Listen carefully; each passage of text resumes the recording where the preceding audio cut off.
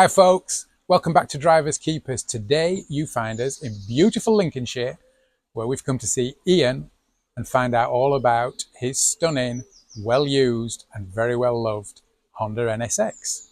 A car that maybe flew under my radar a little bit, but now I've driven it, guess who wants one?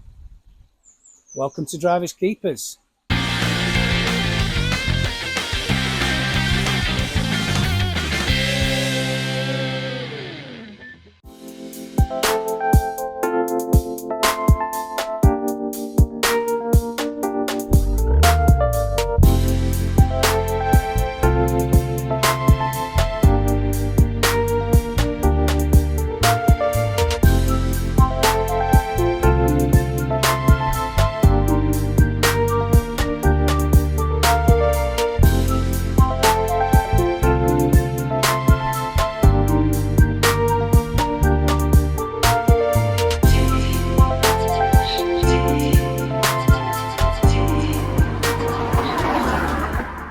So Ian, just tell us about the NSX and what was your thinking behind actually getting one of these? We got into cars quite a few years before we got the NSX. Previous car to this was a Mark IV Supra, which got us into the Japanese cinema. Yeah. And I'd seen a couple of these driving around, and I thought, I just love the shape of that car. They I've are got to have epic. one of these days. Yeah. And I think that's what got the ball rolling, and was looking to try and find one really. Took us a couple of years to find a good one, and when we saw, we just snapped it up. We had to have it. I remember seeing them when they first came out. Was it 91 when they came out? Yeah, they came out in 91 to the public, but the very first one came out in 89 on a G plate, and it's the one you see on all the channels. It's the red automatic one, but that was like the pre-production for everybody to see what was coming. Because this was a real game changer, wasn't it? You know, for Ferrari and Lamborghini, you know, that really made them sit up and take notice. Simply, well, you'll confirm it, just because it's so drivable, I guess. Drivable, Reliable. This said it was the first everyday supercar that could be used with, no trouble. Yeah. And just tell us a bit about the mileage you've got on now.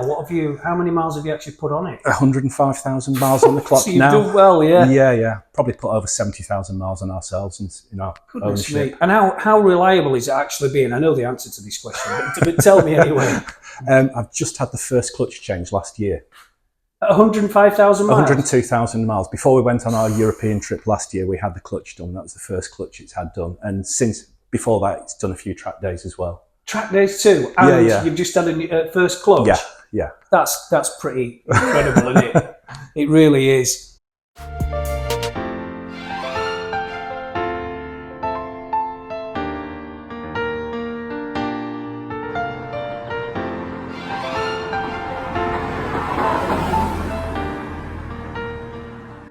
What engine has it got in again? Just remind me. This one's a 3.2 V6. Right. The earlier models that had the pop-ups, they just had the 3-litre V6. And that's the one I remember, with the pop-up headlights. And this one's, they've fared in, aren't they? Yes. They're really pretty.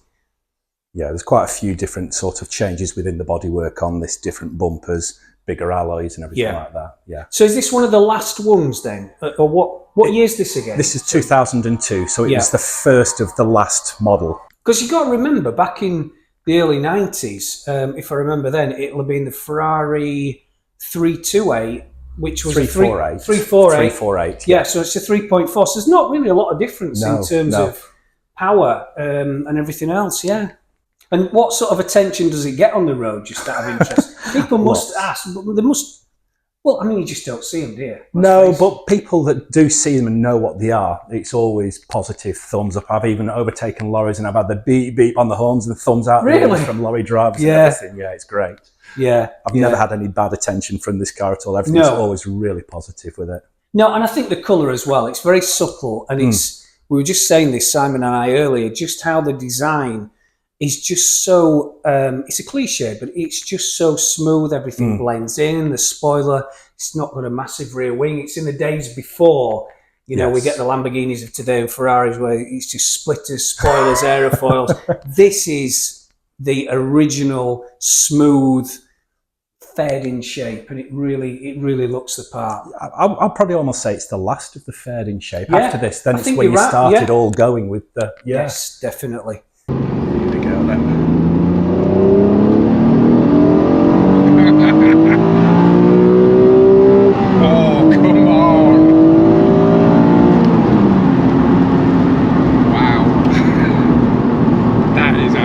solid car. Oh, I love that. So yeah, sings nicely on the inside. It sounds great, doesn't it? And that's plenty power. Jeez, properly pushes you back in your seat. Well, that wasn't foot to the floor either. Oh, really? No, that was. Yeah, I didn't want to risk it with the conditions. And what sort of driver aids has it got on it? In terms, it must have ABS, obviously, because that was out by. It's got ABS. It's got traction a control, limited traction control, and right and a left foot. So it revs to 8. Yeah, just over 8. Yeah, the 430 revs to 8.5, and you've got to gird your loins sometimes to do it because it feels a bit. You know, I trained as a mechanic, so I've probably got a bit too much mechanical sympathy, and I don't like to. I just have a Lotus, and I took it to Lotus, and we got to drive around the test track a bit. Yeah. And the guy was like, no, it's designed to do that. You know, you can redline it all day long, fill your boots, it's absolutely fine. So, yeah, I think I learned a lesson there that it's probably safe way past 8.5. 8.5, they're probably aired on the side of caution, aren't they? So I said, you don't need any more. No. And you feel so low to the ground, and the view out from the front is, you can just position it exactly where you want to. Yeah, you're right, actually. Yeah. And it feels fast enough. I mean, it feels fast. Most hot hatches will have this, leave this for dead nowadays. Yeah, I know. But Same with the 430, to be fair. Yeah, I mean, but it's the feeling you get from it. You feel like you're going faster than you really are. Yeah. Yeah. No, I really like this.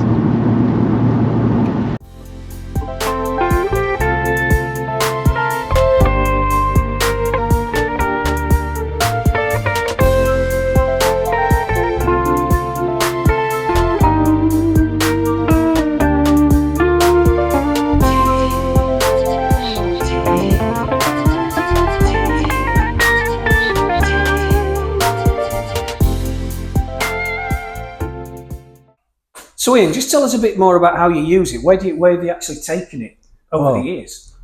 We usually travel to Europe every year, and it is our main holiday. We usually have 2 weeks driving down to Tuscany. So do all the nice routes through the Black Forest, the Alpine roads, get off the motorways, great, and just really enjoy it. Yeah. And how, just out of interest, how do the Italians receive it? Because they was, in the land of the supercars, where they must wonder what it is as well.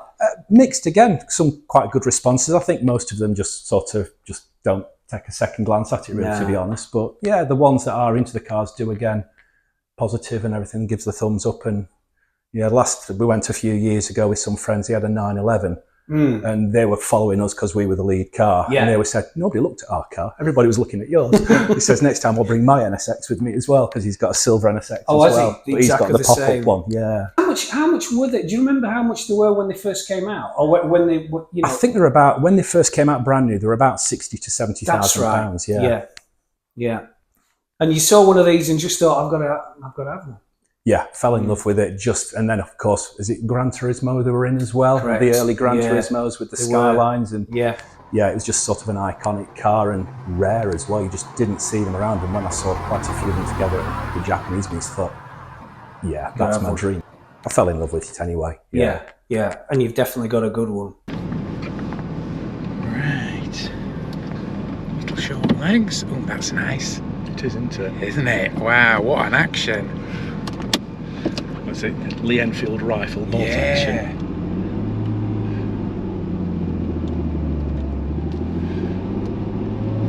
Here we go. Oh, that's a great gear change.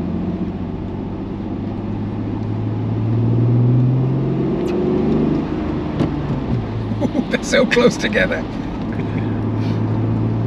The only criticism most people come up with it is buzzard. Yeah, the lack of feeling in the steering, because it's electrically assisted on this. Is it? That must have been one of the first cars to do that then, because it feels like it's quite a new thing, electrical power steering. I mean, I'm no car reviewer, but I see what they mean, maybe on the dead centre, but coming around that corner it wakes up a bit. Yeah, there's some texture there. On slower it actually switches off, so it is just... Oh, okay, interesting. It's clever, isn't it? Oh, you know what, this is the thing about this YouTube in malarkey. You drive cars and then you think, Why have I never owned one of these? There's a lot of people in the club that have got these who've sold it and regretted it and gone and bought another one. Yeah. Oh, I could get very used to this though.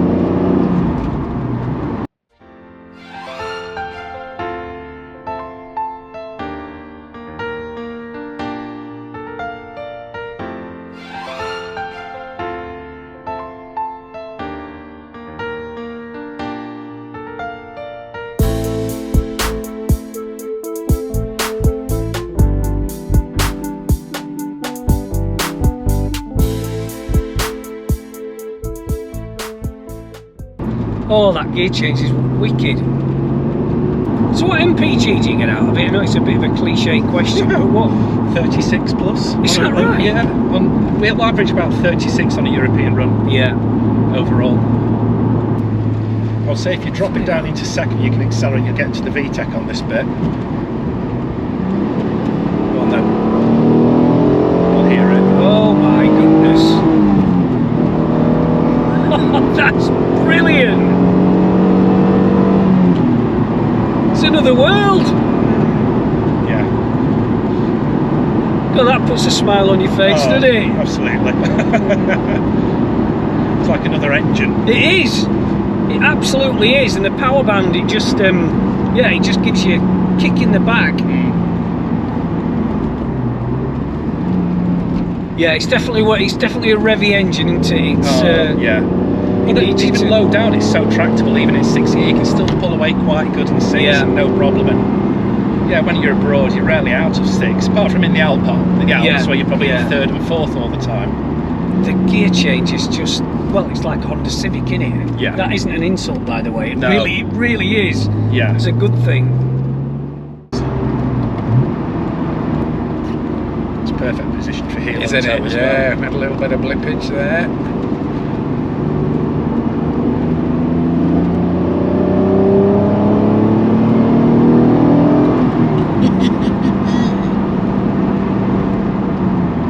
Five-speed box or six? Six. Yeah. And is six Early like an on. overdrive? Is it? No, like... no, it's proper 6-speed. Right. Yeah. The early ones were 5-speed, and then when they brought the NA2, which was a 3.2 out, they had 4-channel ABS and a 6-speed box as well. I can see why you've kept this for a long time here. I think I'll be buried in it. Oh, why wouldn't you? It's bloody lovely. What a machine. So, there you have it. Another most excellent episode of Drivers Keepers. Thanks for watching. If you liked it, would you do us a favour? If you click the thumbs on button, more people will see it. That will help us build the channel. Subscribe. Please subscribe. It really helps.